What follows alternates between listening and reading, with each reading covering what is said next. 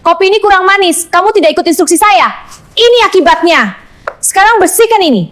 Apa jadinya jika pria yang dulu kamu maki karena kopinya kurang manis, kini menjadi satu-satunya orang yang memegang napas karirmu? Aurelia adalah CEO muda yang memandang dunia dari lantai 20 dengan keangkuhan yang mematikan. Baginya, Reno hanyalah debu berseragam OB yang tak punya masa depan. Namun, saat perusahaan impiannya hancur berkeping-keping dan semua pintu tertutup rapat, Aurelia terpaksa bersiap ke sebuah bengkel kecil di sudut kota, hanya untuk menemukan bahwa si pria sampah itu kini telah bertransformasi menjadi raksasa otomotif baru. Ini bukan sekedar cerita inspiratif biasa tentang kesuksesan. Ini adalah pemikiran keras tentang bagaimana kejujuran seorang jelata bisa meruntuhkan tahta yang dibangun dengan ego. Di ruang wawancara yang dingin, peran mereka kini bertukar total. Akankah Reno menggunakan kekuatannya untuk menghancurkan wanita yang pernah menginjak harga dirinya? Ataukah ada pelajaran yang lebih besar tentang penebusan dosa? Assalamualaikum warahmatullahi wabarakatuh. Dukung terus channel Jejak Kisah Keluarga agar kami bisa membagikan kisah nyata dan cerita inspiratif ini. Mohon dukungannya untuk subscribe, like, dan komen, serta nyalakan loncengnya. Tolong tulis sholawat di kolom komentar agar kita semua mendapatkan syafaat di hari akhir. Bagi yang sudah mendukung, saya doakan rezekinya melimpah, panjang umur, dan selalu dalam keberkahan Allah Subhanahu wa Ta'ala. Amin. Rapat dimulai 5 menit lalu. Kenapa ruangan ini belum siap? Suara Aurelia tajam, memotong udara ruang direksi. Reno yang sedang menyapu karpet refleks berhenti. Maaf Bu, saya... Maaf tidak menaikkan standar kerja. Potong Aurelia tanpa menoleh. Gelas di meja saya mana? Ada Bu, ini. Reno meletakkan gelas dengan hati-hati. Aurelia melirik sekilas. Airnya dingin, saya minta hangat. Tolong dicatat. Hal-hal kecil seperti ini mencerminkan profesionalisme. Ia melangkah pergi dengan sepatu haknya, meninggalkan Reno yang menunduk. Dengar itu, bisik salah satu staf ke temannya. Iya, kalau sudah jadi CEO muda, semua harus sempurna. Jawab yang lain, setengah kagum, setengah takut. Di ruang rapat, Aurelia berdiri di depan layar presentasi. Target kuartal ini naik 20%. Tidak ada alasan. Kita perusahaan besar. Seorang manajer mengangkat tangan. Bu Aurelia, biaya operasional meningkat. Investor mempertanyakan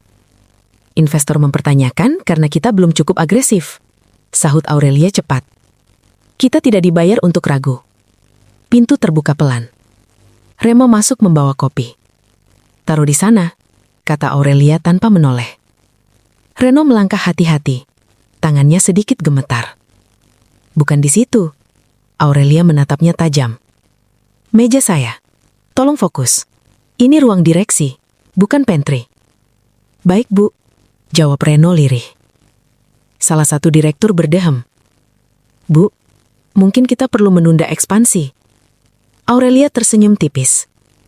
Menunda berarti kalah. Saya tidak membangun perusahaan ini untuk bermain aman. Reno mundur perlahan. Saat ia berbalik, suara Aurelia kembali terdengar. Dan satu lagi, katanya. Pastikan lantai bersih. Investor bisa datang kapan saja. Iya Bu. Di luar ruang rapat, Reno menarik napas panjang. Tidak apa-apa, tanya satpam. Reno tersenyum kecil. Biasa. Jam makan siang, Reno membersihkan lorong kantor. Ia mendengar 2 karyawan berbincang. Hebat ya Bu Aurelia? Jenius tapi galak. Namanya juga CEO. Reno terus menyapu, seolah tak mendengar. Tak lama Aurelia keluar dari lift sambil menelpon. Saya tidak mau dengar alasan. Dana harus cair minggu ini. Ia berhenti di depan Reno. Kamu, katanya singkat. Reno menegakkan badan. Iya Bu. Kalau bekerja jangan melamun. Ini perusahaan, bukan tempat latihan. Maaf Bu, saya hanya... Tidak perlu menjelaskan. Lakukan saja pekerjaanmu. Aurelia kembali melangkah. Ponselnya bergetar lagi. Apa maksudmu margin menipis? Itu tidak mungkin. Reno berhenti menyapu. Ia melirik sekilas ke arah Aurelia, lalu kembali menunduk. Sore hari, Di ruang kerja pribadi, Aurelia menatap laporan keuangan di layar. Ini pasti salah, gumamnya. Asistennya masuk. Bu, laporan dari divisi keuangan. Aurelia membacanya cepat. Senyumnya memudar. Investor menunda. Suaranya pelan, tak setajam biasanya. Di luar, Reno mematikan lampu lorong. Dari balik kaca ia melihat Aurelia duduk sendiri. Wajahnya tegang. Tak ada yang tahu. Di puncak tertinggi itu, fondasi mulai retak perlahan. Nyaris tak terdengar. Reno datang paling pagi dan pulang paling malam. Bukan karena perintah, tapi karena ia tahu waktu adalah satu-satunya aset yang ia punya. Pagi Ren, sapa Bu Sari dari divisi keuangan. Pagi Bu, jawab Reno sambil mendorong troli kebersihan. Ia berhenti sejenak di depan ruang rapat besar. Pintu masih terbuka. Di dalam, layar proyektor menampilkan grafik dan angka-angka. Reno pura-pura mengepel lantai, tapi matanya menangkap setiap garis yang turun dan naik. Ekspansi ke luar negeri akan menaikkan valuasi. Suara Aurelia terdengar tegas dari dalam. Resikonya besar, Bu, sahut seseorang. Tidak ada pertumbuhan tanpa resiko. Reno menunduk lagi. Tapi kata resiko bergema di kepalanya. Di sela jam kerja, Reno sering duduk di gudang kecil belakang gedung. Tangannya membuka buku bekas tentang mesin mobil. Sampulnya sudah kusam, tapi isinya ia hafal perlahan. Kamu baca apaan? Tanya Doni OB lain sambil mengunyah gorengan. Mesin, jawab Reno singkat. Buat apa? Kita juga OB seumur hidup. Reno tersenyum kecil. Belum tentu. Doni lalah. Kamu ini banyakan mimpi. Reno tak membalas. Ia menutup buku dan kembali bekerja. Siang hari, Aurelia keluar dari ruangannya dengan wajah tegang. Kopi. Sekarang. Katanya cepat. Reno bergegas. Saat menyerahkan cangkir, ia mendengar Aurelia berbicara dengan asistennya. Kenapa biaya produksi naik terus? Karena vendor baru, Bu. Vendor lama terlalu lambat. Reno terdiam. Ia ingat, beberapa minggu lalu ia melihat email vendor lama yang terabaikan di meja resepsionis, tentang penundaan kecil dan opsi diskon. Email itu tak pernah dibuka. Ren, suara Aurelia membuyarkan pikirannya. Kopi ini kurang manis. Maaf, Bu, saya buatkan ulang. Aurelia menghela napas. Kamu tahu kenapa orang di posisi seperti kamu tidak naik-naik? Reno menatap lantai. Tidak tahu, Bu. Karena tidak punya inisiatif. Baik, Bu. Sore menjelang malam, kantor mulai sepi. Reno menyapu lantai ruang direksi. Di meja panjang itu, laporan-laporan masih terbuka. Ia tak menyentuhnya, hanya membaca dari jauh. Arus kas menipis. Gumamnya pelan. Ia mengingat bengkel kecil ayahnya dulu, yang tutup karena salah hitung modal. Angka-angka itu bukan hal asing baginya. Pintu terbuka. Aurelia masuk kembali. Melepas sepatu haknya. Kamu belum pulang. Katanya singkat. Belum, Bu. Lembur tidak dibayar. Reno mengangguk. Ia tahu. Aurelia menatapnya sesaat, lalu duduk. Pastikan ruangan ini bersih besok pagi. Iya, Bu. Malam itu, saat Reno mematikan lampu terakhir, ia melirik ke ruang kerja Aurelia. Sang CEO masih menatap layar. Wajahnya keras, penuh keyakinan. Reno berjalan keluar gedung dengan langkah tenang. Ia tidak dilihat, tidak didengar, dan tidak dianggap. Tapi di kepalanya, potongan mesin, angka dan keputusan bisnis terus berputar. Dan sementara Reno belajar dalam diam, di lantai atas, sebuah keputusan besar sedang disiapkan. Keputusan yang kelak akan menjadi kesalahan fatal Aurelia. Ruang rapat lantai 20 dipenuhi cahaya matahari yang memantul di dinding kaca. Dari luar, semuanya tampak kokoh seperti perusahaan itu sendiri. Namun di dalam, retakan mulai terasa.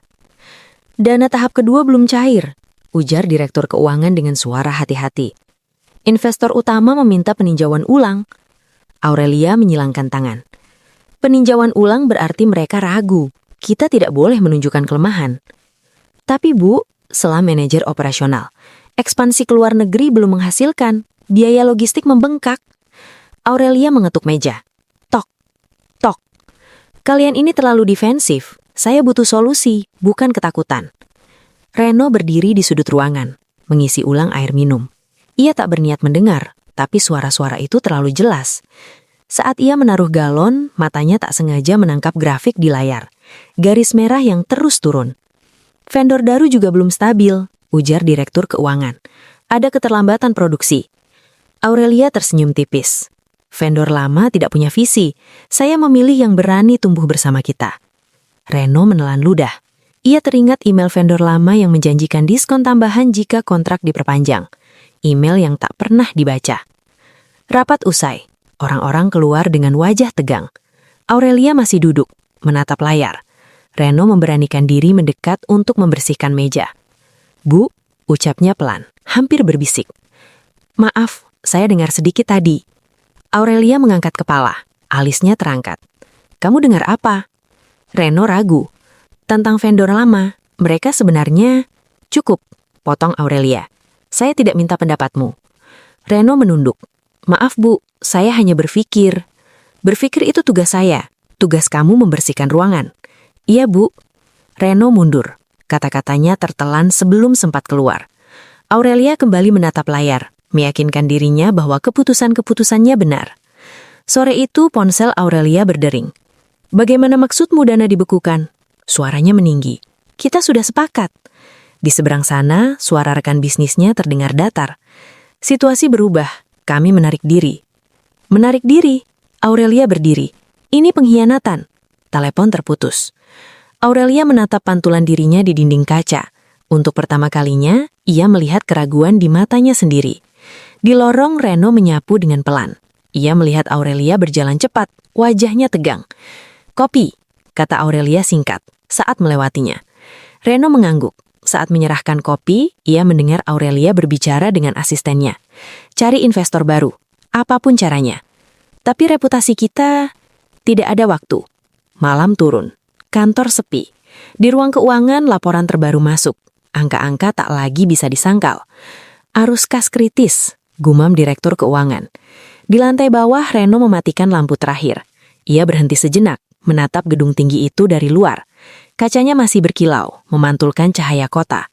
Namun ia tahu, di balik kilau itu retakan telah menjalar. Dan ketika kaca mulai retak, runtuhnya hanya soal waktu.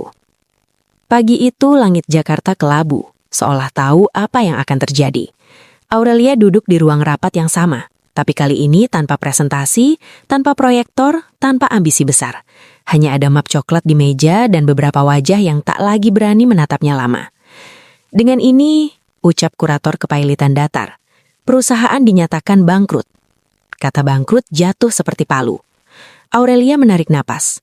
Masih ada opsi restrukturisasi, katanya cepat. Kita bisa. Semua aset telah dibekukan, Bu. Potong Direktur Keuangan kini tanpa nada hormat. Tidak ada ruang negosiasi. Ruangan sunyi. Jadi ini selesai. Suara Aurelia lebih pelan dari yang ia harapkan. Tak ada yang menjawab. Satu persatu orang berdiri, merapikan berkas lalu pergi. Tidak ada tepukan bahu, tidak ada kalimat penyemangat. Pintu kaca tertutup perlahan, menyisakan Aurelia sendirian. Ia menatap kursi kosong di sekelilingnya, kursi yang dulu diperebutkan. Beberapa jam kemudian di ruangannya, 2 orang petugas keamanan berdiri canggung. Bu, kami hanya menjalankan prosedur. Aurelia mengangguk. Iya, saya mengerti. Ia memasukkan barang-barang pribadinya ke dalam kotak. Pulpen mahal, foto wisudawan, plakat CEO muda tahun ini. Tangannya berhenti di plakat itu. Lucu, gelar bisa hilang sepecat ini. Di luar ruangan bisik-bisik terdengar. Itu Aurelia. Iya, kasihan juga. Dulu galak banget ya. Aurelia berjalan melewati lorong dengan kepala tegak, meski dadanya terasa sesak. Lift terasa lebih lambat dari biasanya. Di lobi wartawan sudah menunggu. Bu Aurelia, apa komentar Anda soal kebangkrutan ini? Apakah benar ada kesalahan manajemen? Aurelia menunduk, menembus kerumunan tanpa sepatah kata. Hari itu kartu kreditnya ditolak. Sopir pribadinya mengirim pesan singkat. Maaf Bu, saya harus mencari kerja lain. Telepon-telepon tak terjawab. Pesan-pesan tak dibalas. Malamnya Aurelia duduk di apartemen yang hampir kosong. Barang-barang berharga telah disita. Lampu redup, sunyi. Ia membuka laptop, mengirim lamaran kerja. 1, 2, 10. Balasan datang cepat dan menyakitkan. Terima kasih, namun kami belum dapat melanjutkan. Reputasi perusahaan Anda menjadi pertimbangan. Aurelia tertawa kecil getir. Jadi begini rasanya, bisiknya. Beberapa hari kemudian ia berdiri di halte bus. Tak ada sopir, tak ada mobil mewah. Hanya tas sederhana di bahunya. Seorang ibu di sebelahnya mendorongnya tanpa sengaja. Maaf mbak, Aurelia mengangguk. Dulu ia mungkin akan kesal. Sekarang ia hanya lelah. Di seberang jalan, sebuah bengkel kecil sedang direnovasi. Spanduk baru tergantung. Beberapa orang tampak bekerja dengan semangat. Aurelia melirik sekilas, lalu menunduk lagi. Ia tak tahu, di saat namanya mulai dilupakan, nasib seseorang yang dulu tak pernah ia lihat perlahan mulai berubah. Bengkel itu berdiri di sudut jalan yang tak pernah benar-benar ramai. Hanya papan kayu bertuliskan Bengkel Reno dengan cat putih yang mulai pudar. Namun setiap pagi, Reno membukanya dengan senyum kecil. Senyum orang yang akhirnya bekerja untuk dirinya sendiri. Pagi mas, sapa pelanggan pertama, pengemudi ojek online. Pagi, mesinnya kenapa? Mesinnya bunyi aneh. Reno jongkok, membuka penutup mesin.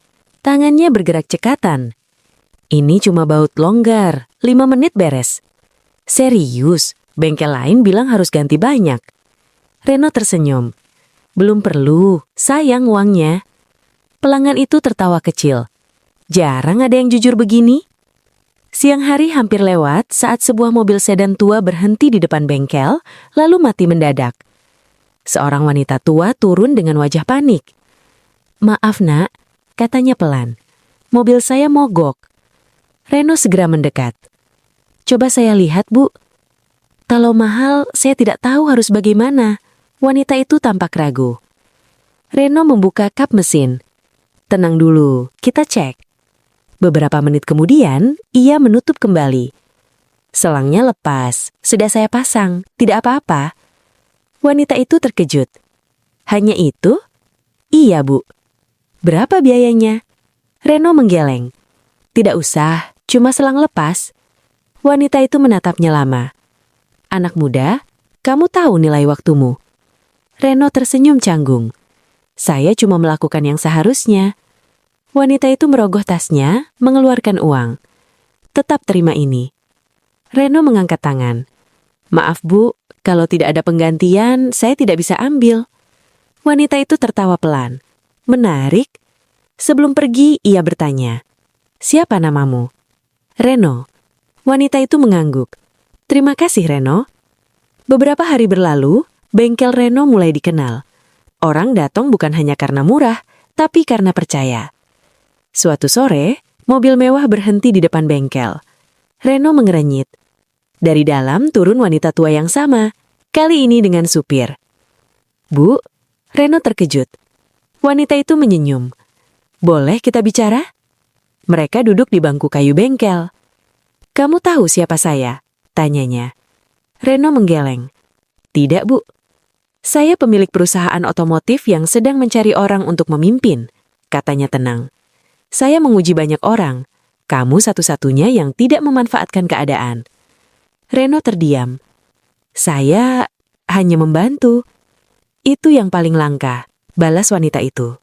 Kejujuran. Ia menyerahkan kartu nama. Datanglah ke kantor saya besok. Reno menerima kartu itu dengan tangan gemetar. Saya cuma mekanik kecil, Bu. Wanita itu berdiri. Justru itu. Mobil mewah itu pergi, meninggalkan Reno menatap kartu di tangannya. Di sudut kota yang sederhana, sebuah pintu besar baru saja terbuka. Tanpa Reno sadari, hidupnya akan berubah selamanya. Gedung itu terlalu besar untuk Reno. Ia berdiri di lobi marmer dengan papan nama perusahaan otomotif ternama terpampang megah di dinding. Jas pinjaman terasa kaku di bahunya. Tangannya menggenggam kartu nama wanita tua itu erat-erat, seolah takut semua ini hanya mimpi. Selamat pagi, Pak Reno, sapa resepsionis sopan. Pagi, jawab Reno canggung. Ia diarahkan ke ruang direksi. Pintu terbuka perlahan. Wanita tua itu sudah menunggu, duduk tegak dengan tatapan tenang. Silakan duduk, Reno. Reno duduk. Bu, saya masih tidak mengerti kenapa saya ada di sini. Wanita itu menyenyum. Karena kamu jujur saat bisa berbohong dan menolong saat bisa mengambil keuntungan. Banyak orang begitu, Bu. Tidak, potong yang lembut. Tidak di dunia bisnis. Ia membuka map tebal. Perusahaan ini milik saya. Anak-anak saya tidak tertarik meneruskan. Saya butuh orang yang tidak rakus. Reno menelan ludah. Tapi saya tidak punya pengalaman memimpin perusahaan besar. Wanita itu menatapnya tajam. Kamu paham mesin, arus kerja, dan manusia. Kamu belajar tanpa diberi jabatan. Itu lebih berharga dari gelar. Reno terdiam. Ini bukan hadiah, ini tanggung jawab. Kamu boleh menolak. Reno mengingat bengkel kecilnya, pelanggan yang percaya dan hidup sederhana yang ia bangun. Kalau saya gagal? Semua orang bisa gagal, jawab wanita itu. Yang penting bagaimana caramu jujur saat gagal. Reno menarik napas panjang. Kalau begitu, saya terima. Tapi saya ingin belajar dari bawah. Wanita itu tersenyum puas. Hari-hari berikutnya penuh kejutan. Reno menolak ruangan khusus, memilih duduk bersama tim teknik. Panggil saya Reno pada karyawan, bukan Pak. Kita perlu efisiensi, bukan potong orang, tapi potong pemborosan. Seorang manajer berbisik. Dia berbeda. Reno membaca setiap laporan, mendengarkan semua divisi. Ia mengembalikan kerjasama dengan vendor lama, memperbaiki sistem, dan membangun kepercayaan. Keuntungan naik, Bu Direktur, lapor Direktur Keuangan. Reno mengangguk. Pastikan kesejahteraan karyawan juga naik. Wanita tua itu mengamati dari jauh. Kamu melakukan lebih dari yang saya harapkan, katanya suatu hari. Saya hanya melakukan yang seharusnya, jawab Reno, kalimat yang sama seperti di bengkel dulu. Waktu berlalu, nama Reno mulai dikenal. Media menulis tentang pemimpin baru yang sederhana dan bersih. Suatu pagi, Reno menatap keluar jendela ruangannya. Kota yang sama, tapi hidup yang berbeda. Ia tidak tahu, di sisi lain kota, seseorang yang dulu berdiri jauh di atasnya, kini sedang berjalan di bawah, dan takdir perlahan menyiapkan pertemuan mereka kembali. Hujan turun tipis ketika Aurelia keluar dari gedung kaca itu. Jas murah yang ia kenakan basah di bagian bahu. Namun ia tak peduli. Pikirannya masih tertinggal di ruang wawancara. Pengalaman Anda memang impresif, kata pewawancara tadi tersenyum kaku. Namun kami mempertimbangkan reputasi masa lalu perusahaan yang Anda pimpin. Kalimat itu terngiang seperti gema yang tak mau pergi. Aurelia membuka ponsel di halte bus. Satu email masuk. Terima kasih atas ketertarikan Anda. Ia tak perlu membaca sisanya. Ditolak lagi, gumamnya. Seorang wanita di sebelahnya melirik. Dunia kerja memang kejam ya? Aurelia tersenyum kecil. Iya. Ia teringat masa lalu, ketika satu email persetujuan bisa membuatnya tersenyum seharian. Sekarang, satu penolakan hanyalah bagian dari rutinitas. Di kamar kos sempitnya, Aurelia membuka laptop tua. Daftar lamaran hampir habis. Tidak mungkin berhenti sekarang, katanya pada diri sendiri. Ia menggulir layar dan berhenti pada satu iklan. Dibutuhkan manajer operasional, perusahaan otomotif nasional berkembang pesat. Aurelia mengernyit. Nama perusahaannya asing, tapi skalanya besar. Ini kesempatan terakhir, bisiknya. Ia membaca kualifikasi. Semuanya cocok. Pengalaman, kepemimpinan, strategi. Setidaknya aku masih punya itu, katanya lirih. Ia menekan tombol kirim. Hari-hari berikutnya terasa panjang. Setiap kali ponselnya bergetar, jantungnya ikut berdebar. Hingga suatu sore, sebuah email masuk. Kami mengundang Anda untuk wawancara tahap akhir. Aurelia menutup mata, menahan napas. Terima kasih, ucapnya pelan, entah pada siapa. Hari wawancara tiba. Gedung perusahaan itu tinggi, modern, dan terasa asing. Aurelia berdiri di lobi, menatap logo perusahaan otomotif yang terpampang besar. Nama? Tanya resepsionis. Aurelia, jawabnya. Pelamar manajer operasional. Resepsionis tersenyum sopan. Silahkan naik ke lantai 20. Lift bergerak naik.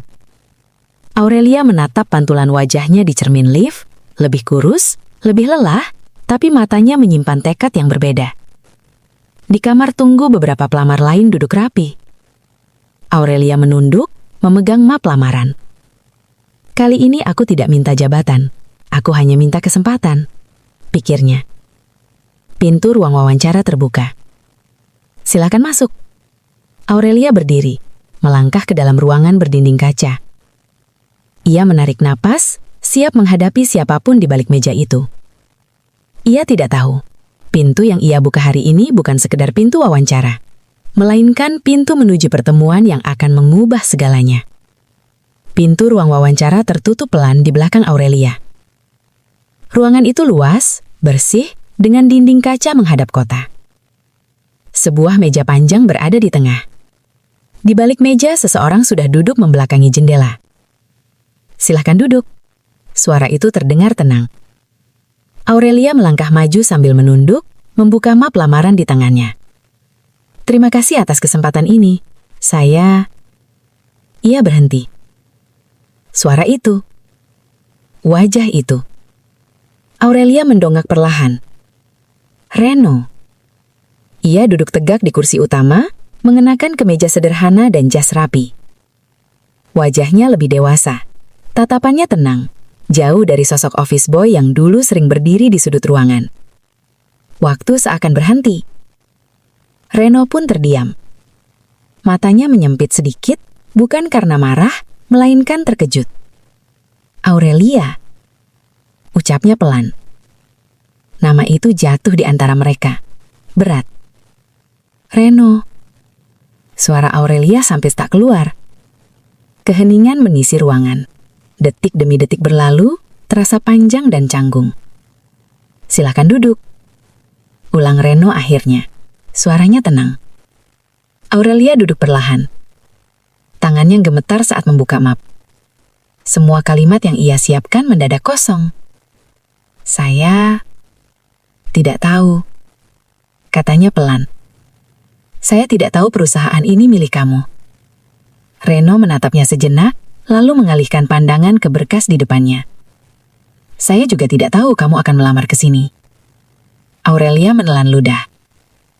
Kenangan lama bermunculan. Teguran dingin, nada merendahkan, tatapan yang tak pernah benar-benar melihat. Aurelia menarik napas. Saya minta maaf. Reno mengangkat alis, tapi tak menyela. Dulu saya merasa paling tahu segalanya. Saya tidak melihat orang-orang di sekitar saya, termasuk kamu. Suaranya bergetar. Sekarang saya mengerti rasanya berada di posisi yang diremehkan. Sunyi kembali menyelimuti mereka. Reno menyandarkan punggung ke kursi. Dalam dadanya, perasaan yang lama terkubur mulai bergerak. Luka lama, harga diri yang pernah diinjak, malam-malam ketika ia pulang dengan kepala tertunduk. Kenapa kamu melamar ke sini? Tanyanya akhirnya. Aurelia menatap lurus. Karena saya butuh bekerja, tapi lebih dari itu, saya ingin membuktikan bahwa saya bisa berubah. Saya siap mulai dari bawah. Reno mengetukkan jarinya ke meja, perlahan. Dulu, katanya pelan, kamu tidak pernah bertanya siapa saya. Tidak pernah mendengar. Aurelia mengangguk. Dan itu kesalahan saya. Mata mereka memandang. Tidak ada kemarahan di sana, hanya jarak yang tercipta oleh waktu dan peran yang kini terbalik. Wawancara akan saya lanjutkan, kata Reno akhirnya. Nada suaranya datar. Bukan sebagai balas dendam, tapi sebagai profesional. Aurelia mengangguk. Terima kasih. Namun di balik sikap tenangnya, Reno merasakan dadanya mengencang. Di satu sisi, ada kepuasan kecil melihat kursi itu kini berpindah. Di sisi lain, ada pertanyaan besar yang mulai menghantui pikirannya. Apakah ia akan mengulang siklus yang sama atau menghentikannya? Konflik itu tumbuh diam-diam, memuncak di dalam dirinya, menunggu keputusan yang tak bisa dihindari. Malam itu, lampu di ruang kerja Reno masih menyala. Kota di luar jendela berkilau, tapi pikirannya gelap dan penuh suara. Kenapa harus dia? gumamnya pelan. Di atas meja, berkas lamaran bertuliskan nama Aurelia tergeletak paling atas. Reno menatapnya lama, seolah kertas itu bisa menjawab kebimbangannya. Ia teringat masa lalu. Bukan di situ, meja saya. Kalau bekerja, jangan melamun. Kamu tahu kenapa orang sepertimu tidak naik-naik? Suara itu dulu menusuk, membuatnya pulang dengan langkah berat. Reno menggepalkan tangan. Kalau aku menolaknya sekarang, katanya pada dirinya sendiri. Tidak ada yang salah. Pintu diketuk pelan. Mas, suara sekretaris terdengar. Pelamar terakhir masih menunggu keputusan. Reno menghela napas. Minta dia masuk? Aurelia masuk dengan langkah ragu. Wajahnya tenang, tapi matanya menyimpan kecemasan. Silakan duduk, kata Reno. Aurelia duduk, punggungnya tegak. Apapun keputusan Anda, saya menerimanya. Reno menatapnya. Kenapa kamu tidak memakai nama besar lamamu? Banyak orang masih mengenalmu. Aurelia tersenyum pahit. Nama itu justru menutup pintu, bukan membukanya. Dulu kamu menutup banyak pintu juga, kata Reno pelan. Aurelia mengangguk. Saya tahu. Ia menunduk sejenak, lalu mengangkat wajahnya lagi. Saya tidak datang untuk meminta belas kasihan. Saya datang untuk bekerja, dari posisi apapun. Termasuk staf biasa? Tanya Reno. Iya. Gaji kecil? Iya. Tanpa fasilitas? Aurelia mengangguk lagi. Saya pernah berada di puncak. Sekarang saya tahu, itu bukan segalanya. Sunyi menggantung. Reno bersandar di kursinya. Kamu sadar, kalau aku mau, aku bisa membuatmu merasakan apa yang dulu kamu lakukan. Aurelia menatap lurus. Saya sadar, dan kalau itu yang Anda pilih, saya akan terima. Jawaban itu membuat Reno terdiam. Tidak ada pembelaan, tidak ada alasan, hanya penerimaan. Apa kamu benar-benar berubah? Tanya Reno pelan. Aurelia tersenyum tipis. Saya kehilangan segalanya untuk bisa menjawab itu. Reno menatap tangan Aurelia yang kini kasar, tanpa cincin mahal. Ia melihat seseorang yang berbeda, bukan CEO arogan, tapi manusia yang jatuh dan bangkit. Dalam dadanya dua suara beradu. Satu berkata, balas. Yang lain berbisik, hentikan siklusnya. Aku tidak mau jadi seperti masa lalu, kata Reno akhirnya, lebih pada dirinya sendiri. Ia berdiri, berjalan ke jendela. Kota masih sama, tapi dirinya sudah berbeda. Keputusan ini bukan tentang kamu saja, kata Reno sambil membalikan badan. Ini tentang siapa aku ingin jadi. Aurelia menahan napas. Reno kembali ke kursinya. Tangannya menyentuh berkas itu sekali lagi. Keputusan sudah dekat. Dan apapun pilihannya, hidup mereka berdua tak akan pernah sama lagi. Reno menutup map itu perlahan. Bukan dibanting, bukan dilempar. Ditutup seperti sesuatu yang akhirnya selesai dibaca. Aurelia, katanya tenang. Aku tidak akan menolaknya. Aurelia mengangkat kepala. Napasnya tertahan. Tapi, lanjut Reno, aku juga tidak akan memberimu posisi manajer. Wajah Aurelia tak langsung berubah. Ia hanya mengangguk pelan, seolah sudah menyiapkan diri untuk jawaban itu. Kamu akan mulai dari bawah. Staf operasional, meja kecil, jam kerja panjang, atasan yang mungkin lebih muda darimu. Aurelia menelan ludah. Saya mengerti. Reno menatapnya lebih dalam. Dan satu hal lagi, tambahnya. Tidak ada perlakuan istimewa. Tidak ada nama besar. Di sini, kamu bukan mantan CEO. Kamu hanya karyawan. Aurelio mengangguk lagi. Terima kasih, ucapnya pelan. Itu bukan terima kasih orang yang menang. Itu terima kasih orang yang akhirnya diberi kesempatan bernapas. Reno berdiri. Kamu bisa mulai besok. Saat Aurelia bangkit dan berjalan menuju pintu, tangannya berhenti di gagang. Ia berbalik. Reno, katanya bergetar. Dulu, saya tidak pernah bilang terima kasih, bahkan untuk hal kecil. Reno diam. Hari ini, kata Aurelia, saya ingin bilang, saya minta maaf. Bukan sebagai atasan, tapi sebagai manusia. Kata-kata itu jatuh tanpa pembelaan, tanpa alasan. Reno mengangguk pelan. Aku dengar, jawabnya singkat. Pintu tertutup. Malam itu Reno duduk sendirian di ruang kerjanya. Tidak ada sorak kemenangan, tidak ada rasa puas yang meledak-ledak. Hanya keheningan dan satu kesadaran sederhana. Ia tidak membalas, ia memilih berhenti. Beberapa bulan berlalu, Aurelia datang paling pagi, pulang paling malam. Ia mengangkat berkas, mengatur jadwal, menerima teguran tanpa membalas. Tidak ada nada tinggi, tidak ada perintah tajam. Suatu hari seorang staf baru bertanya pelan, "Mbak dulu kerja di mana?" Aurelia tersenyum kecil. Di tempat yang mengajari saya bagaimana tidak memimpin. Di lantai atas, Reno melihat dari balik kaca. Tidak dengan rasa menang, tapi dengan kelegaan.